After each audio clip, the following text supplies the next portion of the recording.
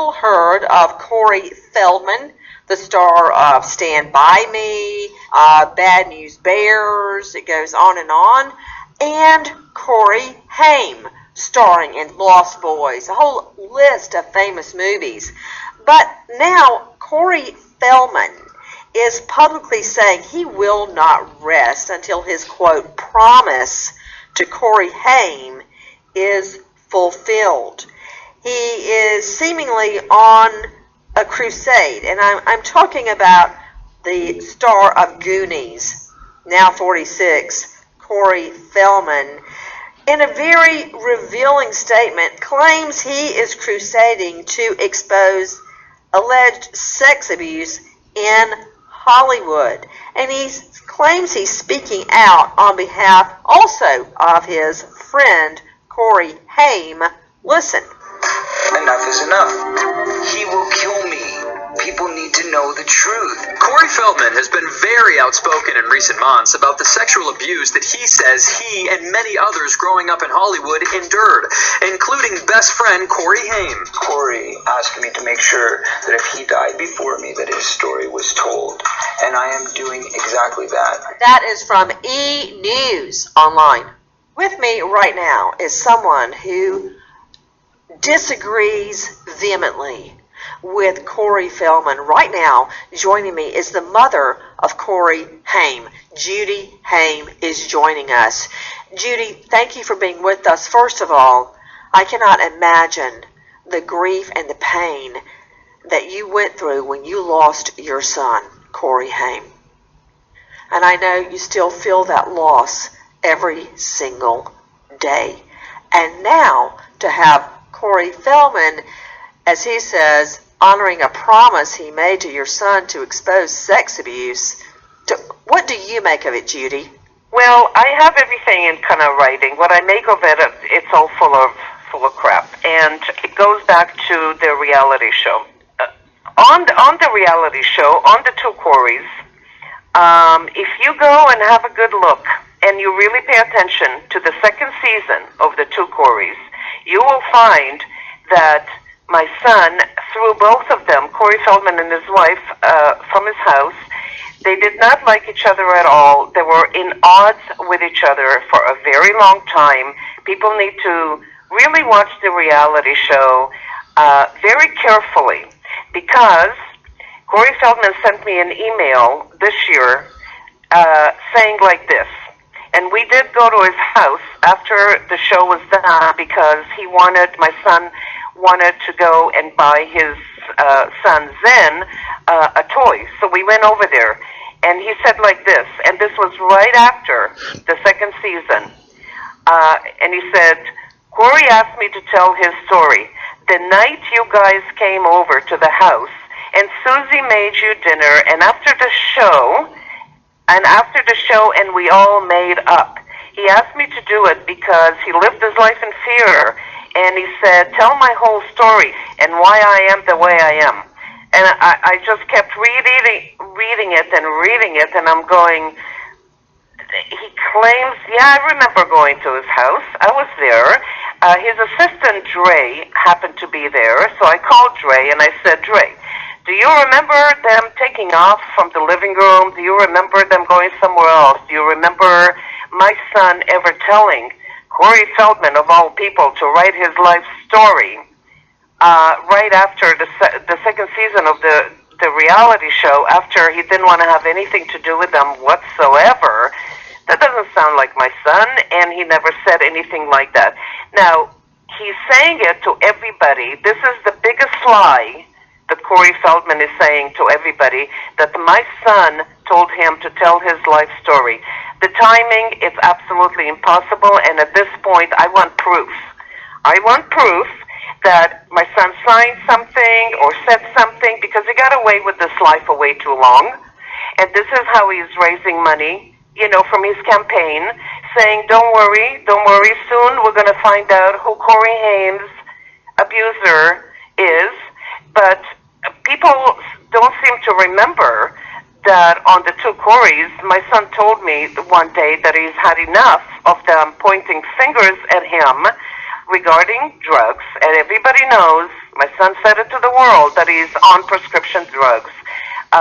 But Corey Feldman was hiding it and pointing fingers, and my son had just about enough. So he told me that one day, this is it, on the show, on national TV, he's going to come out and he's actually going to tell Corey Feldman and surprise him with the fact that his friend, Dominic Brasha, was the one that he introduced my son to as soon as they met at 15 and a half, as soon as we moved to Los Angeles. Miss Haim, with me is the mother of Corey Haim, the star of many, not only movies, but TV successes.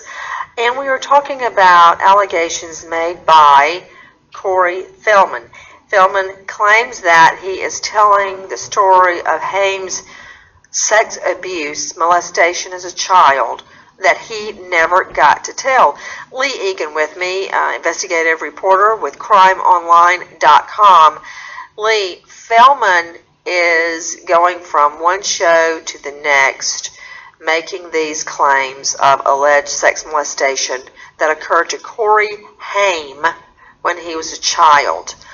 What various programs has he been on? His allegations with Dr. Oz. We came up with this image. This man. I'm going to show you his picture. I want you just to confirm if it's the right person or not. Okay? Is that him? Mm-hmm. That's him. The man who abused you. Did you give his name to the LAPD? Yes.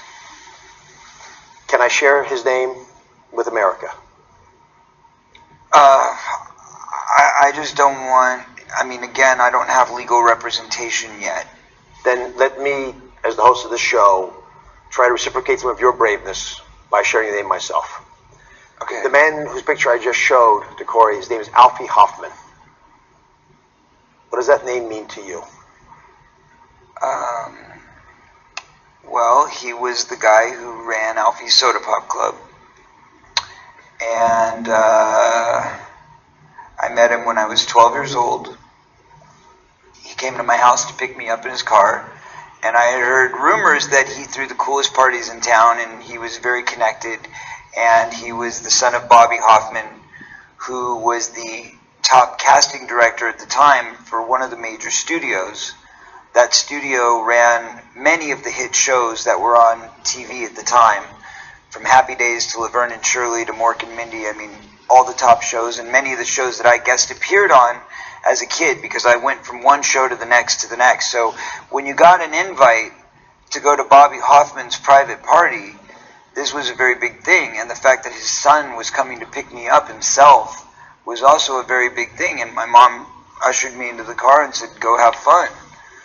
And the first few times I went, it was fairly innocent. That's where, if you read my book and you talk about the story where I started dancing like Michael Jackson, I started doing the Billie Jean, and they were throwing me the hat and everybody was circling around me, and that's what started my whole music career, was going to those parties and getting that feedback from people that happened at those parties. And those parties were relatively kid-friendly.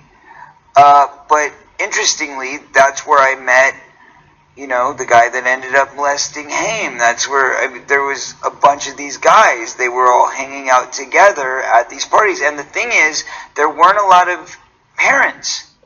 Leigh Egan, Crime Online investigative reporter. Leigh, Corey Haim's mother, Judy, says that Corey Feldman is simply lining his own pockets by making these claims and leading this crusade. Is that possible? Is there a way for him to line his pockets? It is possible. I think a problem that many people had was that he's claiming there's these sex abusers out there, but he has no intentions of making all of them unless he earns enough money to make what he's saying is going to be a feature film where he's going to drop the name. Okay, wait. What did you just say? He's raising money. He has an Indiegogo campaign, and he wanted $10 million first before he would expose. Wait a minute. Wait. Let me understand what you're saying. Dr. Bethany Marshall joining me, LA psychoanalyst. Corey Feldman, the movie star, claims he's on a crusade to expose child molestation and sex abuse on his friend Corey Haim, who has passed away. His mother is with us today. but he's only going to make all of the abusers' names public once he raises several $1 million. Dr. Bethany Marshall, I want to know the truth. I want to know the truth. And if there's a child molester out there, I want him behind bars for the rest of his life. But something's not right about this. If you help me raise $10 million, then I'll tell you who abused Corey Haim, who coincidentally has passed away. I want to say something. Jump in, Judy. I want everybody to remember that my son, he was one of those people that if you look back at every single interview he's ever had since he started this business at 13 and a half, he told the whole world everything. He never hid anything. So he went on national TV on the reality show, and he actually exposed his own abuser, which was Corey Feldman's friend, Dominic Brasha. He exposed his own abuser without asking a penny. He didn't say, I want $10 million to make a movie to expose my abuser. So even after he did that, even I went on Dr. Oz and exposed the same guy. Dominic Brasha is one person that I know that my son ever talked about. There are no more abusers out there. I want people to understand that. There was one guy, my son really surprised them and shocked them on the reality show, saying, you introduced me to your friend who abused me, and you were friends with him before, and you continued being his friend afterwards, knowing what he did to me. Well, when my son passed away and Corey Feldman was ready to write his book, he told me on the phone that it's payback time. Nancy, we should note that Dominic Brassia has denied emphatically that he ever had sex with Haim. I want to say something about Corey Feldman. Nancy, do you remember Randy Quaid and the Star Whackers? This was Dennis Quaid. Yes, I do. Well, I remember Randy Quaid, but I don't know the other thing. Okay, so he became convinced that there were people in Hollywood called Star Whackers that were going to come and kill him and his wife. Oh, and yes, so, it's all coming back to me. So they fled to Canada. They Did it have anything to do with not paying their bills in the U.S.? Absolutely. So then they were squatting in somebody's house, but there was this elaborate thing that, oh, somebody's going to come kill us because we're celebrities, and they're called the Star Whackers, and they successfully used this story to get out of responsibility. And then I also suspected that Randy Quaid may have had like a delusional disorder, like been somewhat paranoid. Okay, how am I getting into Randy Quaid, who I would like to point out Dr. Bethany Marshall has not treated, but what does that have to do with Corey Feldman? Because this idea that Corey Feldman has, that people are going to come kill him if he doesn't tell the story, it has that similar, like, factitious, malingering, making stuff up quality, just to get out of responsibility and to gain notoriety. And he's injecting himself into the notoriety of his deceased friend who can't speak up for himself. So I just think it reminds me of that story because it has a similar sort of a pathetic quality. To Leigh Egan, crimeonline.com investigative reporter, what does Corey Feldman say to all of this? I mean, Corey Haim's mother, Judy, is saying this is absolutely not true. What does Feldman have to say? Feldman is being quite rude to Judy. If you listen to his interviews, he made his own YouTube video where he called her a liar, challenged her to a lie detector test. Then he went on Dr. Oz and pretty much said the same things. He said she's in denial, that he's telling the truth, and Judy needs to work with him, not against him, etc., etc. Well, the thing that bothers me is that that Feldman is not naming the child molesters unless he raises X amount of money through donations. That concerns me. And I lived through it in court. If a sex attack victim does not come forward to police, it casts a pall on the entire case. Doesn't mean it's not true, but it means you've got a credibility issue. Judy Haim, if you could speak to Corey Feldman right now, what would you say? Oh, and I said it before. I said, first of all, do not speak about my kid. And I never put you in charge of my family's spokesman. That's number one. I sent him a cease and desist letter last year, and then he became smart, and he didn't abide by it. So he went on Dr. Oz, and he said, I can't talk about my friend out of respect for his mother. All of a sudden he's got respect for me, and he said, and Dr. Oz is picking up the slack for him. He goes, oh, you mean to tell me you're talking about Corey Haim? So how does she feel about this movie coming out? And so he keeps talking about my kid. Number one, he has no business talking about my kid. And number two, I don't understand these people that kept giving him money at Indiegogo, $270,000 worth of it, because he says that one day he's going to expose my son's pedophile. Well, how about Dr. Oz asking him, and how come nobody's ever mentioning Dominic? Why isn't anyone ever mentioning Dominic? It's like as if my son and I said nothing. And besides, I want you to know one more thing. Another email, I would tell him like this. I would tell him, stop talking about my kid again and again and again. Stop talking about my kid. Talk about your life. Make a movie about your life.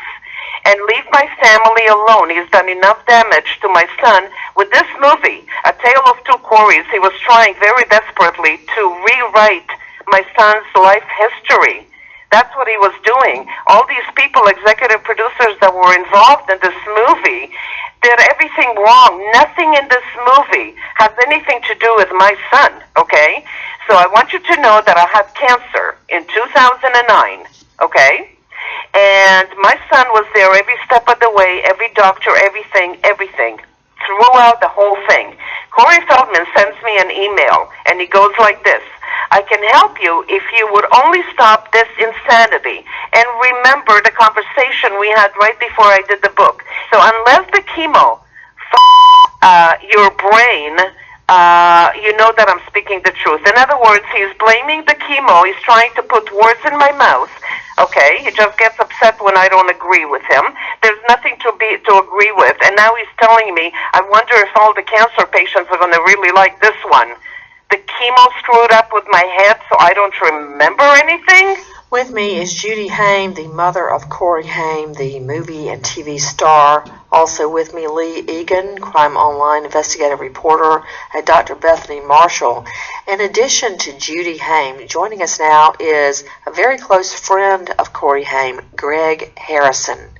Greg, what do you make of Corey Feldman's claims that your friend, Corey Haim, was abused by Hollywood power players? Oh my gosh, that's a loaded question.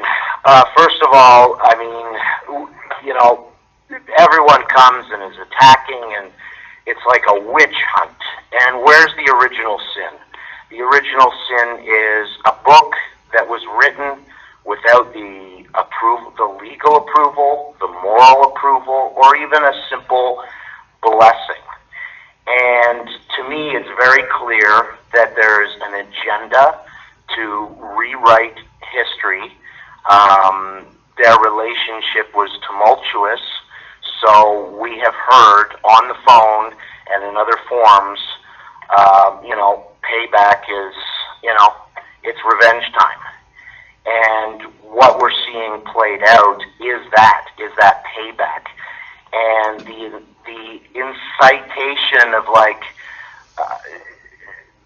Judy being put on trial, and the scrutiny and the attack, to me, it's like, where is society standing up and saying this is wrong to be putting Judy on trial? She doesn't need to justify herself to anyone. She's not the one that wrote this book. And when is society going to stand up and say, this is not okay? And the outlandish claims that are being made, including, you know, as I have a household full of concubines, I'm a man of God. When is society going to stand up and say, this is not okay? We need to scrutinize this. We need to have some real private, like some investigative reporting. Like, no longer are we going to sit back and watch you know, the media just give someone a platform that is causing so much harm. And I mean, even to the death of my friend, when is it okay for, like, the art of sensationalizing for the purpose of, like, capitalization, the life and legacy of my dead friend? Let's keep it simple, folks. My dead friend. This is what's going on. And so it's outrageous when I can tell you that a lot of this is lies, from big ones to small ones. Nancy, we should note that Crime Stories has invited Corey Feldman to join us and to tell us his story and to respond to what's been said about them. While we hold out hope he'll agree, he's yet to accept our invitation or even to provide a statement. We are watching as this unfolds. Nancy Grace, Crime Stories, signing off.